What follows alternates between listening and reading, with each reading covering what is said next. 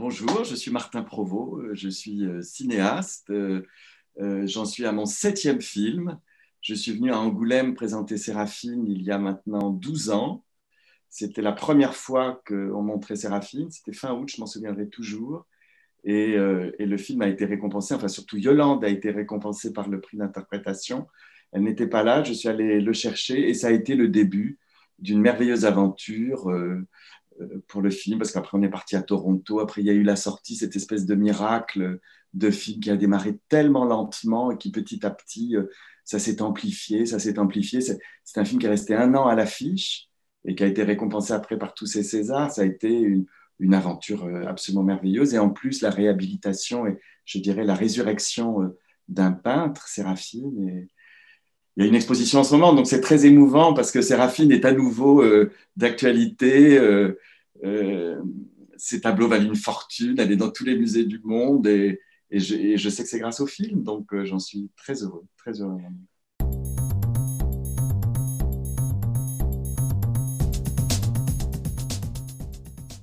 Bah, d'abord, ça me fait très plaisir, c'est un grand honneur et ça me fait voir le temps passer, ça me fait voir ce qui s'est passé depuis Séraphine, parce que Séraphine a changé ma vie. Et je vois que ben, j'ai monté les marches, enfin peut-être le terme n'est pas complètement juste, mais disons que j'ai continué mon travail de cinéaste, j'ai continué à écrire et de film en film, c'est comme une vérification. 12 ans après, j'ai pris ma place, j'ai ma place, je continue, j'ai pas du tout l'intention de m'arrêter et c'est beaucoup de bonheur, c'est beaucoup de bonheur. C'était très inconscient de ma part, hein. Même mes premiers écrits, puisque j'ai eu une première partie de vie en tant qu'auteur, où je travaillais beaucoup à la radio, j'écrivais des pièces, j'ai toujours écrit pour les femmes, j'ai toujours eu une voix de femme en moi qui s'exprime. Et, euh, et j'en ai vraiment pris conscience pendant le tournage de Violette. C'est là où je me suis dit, parce que j'avais un autre projet sur une autre femme après que je voulais faire, qui ne s'est pas fait. Et il y a eu Sage-Femme et il y a eu La Bonne Épouse. Et là, vraiment, par les retours aussi que j'ai eus, j'ai compris que j'étais en train de faire quelque chose qui, en effet, était d'accompagner ce mouvement des femmes qui avait commencé, je dirais, avec mon existence et que je portais en moi sans le savoir. Non, parce que j'avais pas 20 ans. Donc, si vous voulez, j'avais déjà vécu. Et c'est arrivé au bon moment. C'est arrivé comme une espèce de vérification du chemin, pour moi, hein, intimement. Donc, je ne l'ai pas vécu comme un poids. Je l'ai vécu comme une chance et comme la possibilité pour moi de pouvoir m'exprimer pleinement. Donc, évidemment, je l'ai vu comme quelque chose d'assez magique, en fait. En plus, le chiffre 7, qui est le chiffre sacré, Séraphine a été une aventure mystique importante et intense pour nous tous et pour Yolande aussi, vous pourrez lui demander. On a tous vécu quelque chose de tellement fort et de tellement au-delà. Il s'agissait d'une résurrection, hein. Voilà, les 7 Césars sont arrivés pour confirmer tout ça.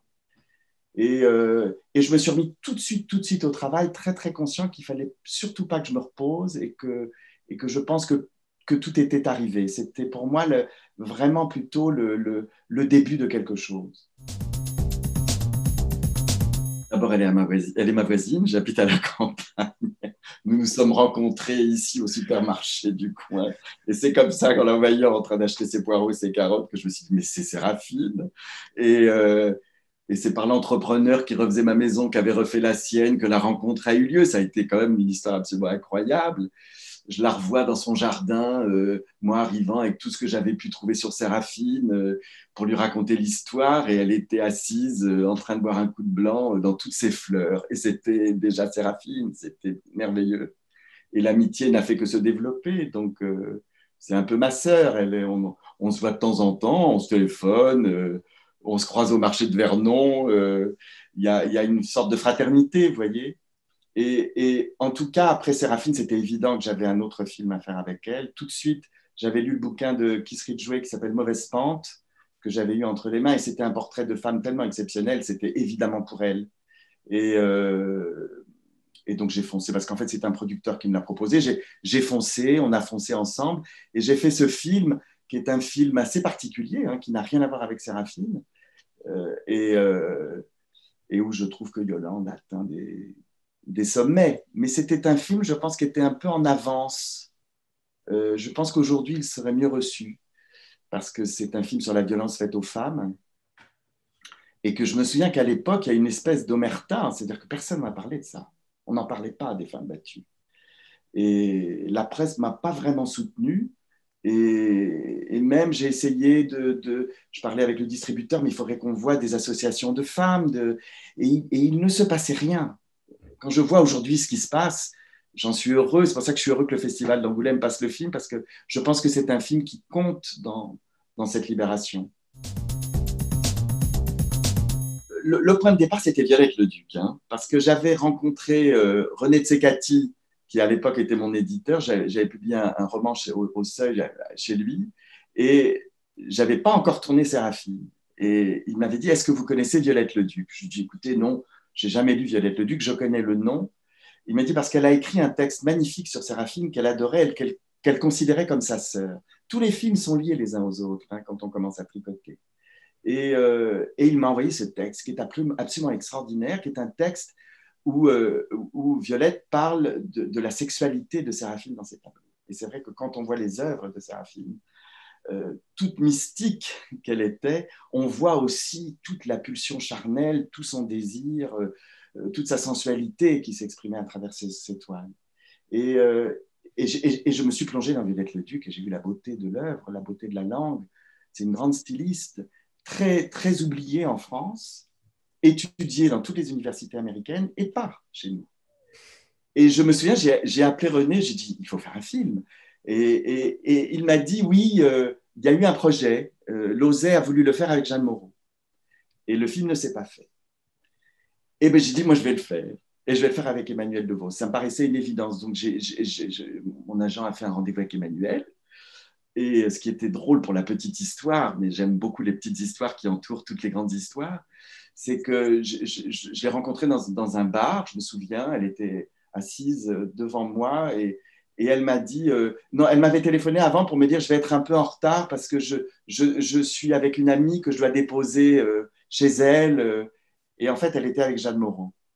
C'est-à-dire que, oui, c'est quand même extraordinaire, mais la vie est extraordinaire. Que, quand j'ai rencontré Emmanuel, elle venait de quitter Jeanne Moreau et c'était Jeanne Moreau qui devait jouer Violette Leduc.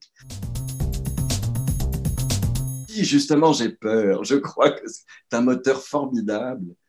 Euh, non, je crois que j'ai peur, mais c'est une bonne peur. C'est-à-dire qu'évidemment, d'abord Catherine Deneuve, j'avais très envie de travailler avec elle euh, parce qu'elle est exceptionnelle.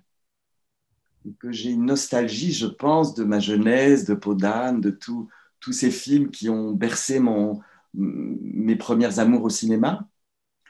Catherine Frot, je la connais depuis longtemps parce qu'on est de la même génération, qu'on a fait du théâtre, que je me souviens d'elle au Chapeau Rouge, c'était extraordinaire, ou dans La Cerisay avec Peter Brook, c'était une actrice, je dirais, de terrain exceptionnelle, et je trouvais ça très, très intéressant de confronter deux mondes tellement différents, et d'ailleurs, elles étaient complètement différentes dans la vie, c'était très, très intéressant, parce que le sujet du film s'est répercuté sur le plateau. Je me souviens des deux Catherine qui se regardaient comme des ovnis. Et d'ailleurs, il y a une scène qu'on a tournée au Balzar, au restaurant, et on avait tourné avec deux caméras pour pouvoir les avoir toutes les deux en champ contre champ. C'était très simple en tant que mise en scène, mais c'était très, très intéressant parce que j'ai pu garder au montage des réactions des deux Catherine qui n'étaient pas du tout dans la scène parce qu'elles se regardaient comme des yeux ronds, tellement elles sont très, très, très différentes. Mais il faut savoir aussi que Sage-Femme est liée à une histoire personnelle, c'est-à-dire j'ai été, moi, sauvée par une sage-femme à ma naissance. Et donc, je n'ai pas non plus fait ce film-là par hasard. C'est un film qui est venu à un moment où j'ai appris quelque chose de ma naissance par ma mère. Et c'était vital pour moi que de faire ce film. Et d'ailleurs, j'ai retrouvé, après le film, grâce au film, la trace de cette femme qui est morte, bien sûr, mais qui m'a donné son sang. J'ai le sang d'une sage-femme dans les veines, qui m'a donné son sang et qui m'a sauvé la vie. Alors, La Bonne Épouse, j'avais d'autres projets de films. J'avais un autre projet de film avec Catherine Deneuve au Japon. Après ça, vous savez, les films, on en écrit, ils ne se font pas tous, on a l'impression que tout est rose, mais pas du tout, c'est compliqué. J'avais un autre projet sur un peintre aussi, Bascoulard, qui est un projet absolument magnifique. On ne m'a pas donné les moyens de le faire. Et donc, je me souviens, j'étais allé voir une amie dans le Cotentin. J'avais loué un petit truc chez une dame qui m'a raconté sa vie et qui m'a raconté comment, à l'âge de 15 ans, elle avait décidé de ne pas faire d'études pour ne pas être séparée de toutes ses copines qui étaient filles d'agriculteurs, alors qu'elle venait d'un milieu plutôt bourgeois, et de faire une école ménagère. Et je ne sais pas pourquoi, au mot école ménagère, je me suis dit, mais c'est quoi ça? Et j'ai quand même eu la mémoire de quelque chose, c'est que quand j'étais petit, on partait en Corrèze passer les vacances avec ma mère, et qu'elle prenait dans une école ménagère, luxe inouï, une jeune fille pour s'occuper de nous pendant les vacances pour avoir la paix. Et je me souvenais que ces jeunes filles, d'origine plutôt modeste, étaient avec nous sur la banquette de la 404 noire derrière, et elles vomissaient toujours pendant le voyage. Ça, c'était un souvenir sans dire, parce qu'elles n'étaient jamais montées en voiture, souvent. C'est fou, hein. Et alors, du coup, dans l'urgence, un peu, j'avais le projet donc de Bascoulard avec Juliette Binoche déjà. J'ai commencé à faire des recherches avec Séverine Verbach qui a écrit le scénario avec moi sur les écoles ménagères et j'ai découvert un monde. On est allé sur le site de l'INA, aller voir, c'est extraordinaire. Les petits films de 5 minutes des années 50, 60 sur les écoles ménagères, mais c'est terrifiant et en même temps, c'est à faire pipi dans sa culotte, tellement c'est effrayant pas de bêtises, mais d'une autre époque, d'un autre temps où les femmes étaient totalement sur un couloir pour être au service d'un mari. Et c'était pour beaucoup de femmes comme ça. J'irais un peu les deux, puisque quand je vois mon travail, que j'ai commencé tellement tôt, je me souviens dans ma première pièce, j'avais écrit « Dieu, Dieu, j'entends la voix de Dieu, pourquoi as-tu une voix de femme ?» C'est une pièce qui s'appelle « Les poupées », qui a été montée d'ailleurs grâce à Dominique, au TEP, je me souviens, mais dans les années 80. Hein. Et donc, je pense qu'il y a toujours eu chez moi une conscience, je dirais, d'une forme de féminité qui m'est personnelle, qui m'est propre, et que j'ai explorée. Donc, anticipation, oui, parce que je pense que j'ai eu le courage de le faire et que beaucoup d'hommes devraient le faire. Et anticipation et d'émancipation, oui, parce que ça conduit forcément à une forme de liberté et que je peux aujourd'hui parler, je dirais même La Bonne Épouse est un film qui est arrivé à un certain moment. Je me souviens, on était en train d'écrire quand le mouvement MeToo a été créé. C'était quand même extraordinaire. Donc j'étais dans mon époque, on était dans notre temps et en train de parler de quelque chose, je dirais avec du recul et avec de l'humour, ce qui me paraît fondamental.